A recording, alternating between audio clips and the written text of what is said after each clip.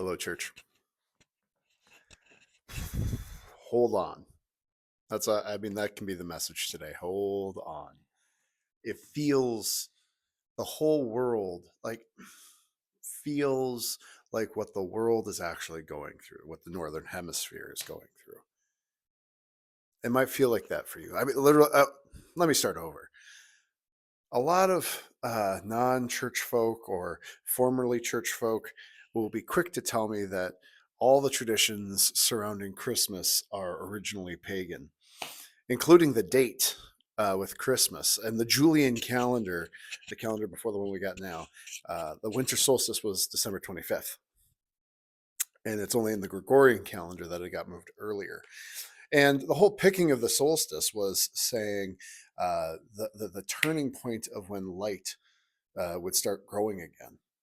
When uh, we have the birth of Jesus placed on the winter solstice as a reminder that you will start seeing physically that the sun, that the daylight is growing in your days. Kind of as a way to give a metaphor for hope. That when, at the moment of dark, great deepest darkness, that is where light goes to be reborn. And that's mostly that is the pagan understanding of solstice.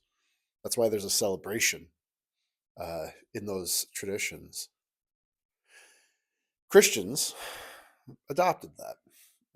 You can say confiscated it or appropriated it. And that isn't wrong.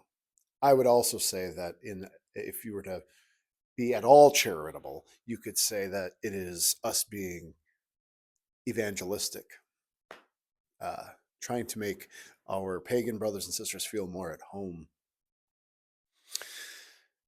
Well, as I said, the Gregorian calendar came into being, Pope Gregory, and known for his music. He calculated that the solstice, it's usually the 22nd, but according to Google, it's the 21st. Now, you gotta give me a little grace here. If it's calculated 3 days-ish before Christmas, you just, you know, it turned out even better for the Christian tradition to have solstice 3 days. Because the solstice, one way of talking about the solstice is the least amount of sunlight in a day. That's what the winter solstice is. The shortest day of the year, the shortest amount of daylight. Another way of saying it is when darkness is at its greatest strength. When darkness is at its greatest strength. When Christians think a way of telling the story of darkness at its greatest strength is Good Friday. What happens 3 days later? Easter. We have that feeling right now. It feels like the world is getting harsher. The news is getting worse. I mean, and even the world is kind of showing us in the weather, right, with the least amount of darkness, that it feels like we're getting darker. It's becoming harder to see. And Sunday, Monday is when we will see it the least.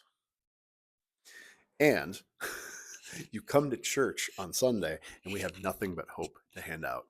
We've got lessons and carols. We've got, leading up to it, we've got Santa's breakfast on Saturday. You should come. If you're getting this in the newsletter, it's tomorrow. Make plans.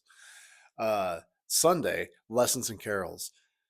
After that, Taste of Christmas. After that, Under Pressure Brewing for a fellowship time.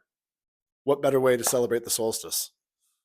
What better way to celebrate? What better way to look darkness in the face and say, I remain hopeful. I'm going to take this fear and turn it into generosity.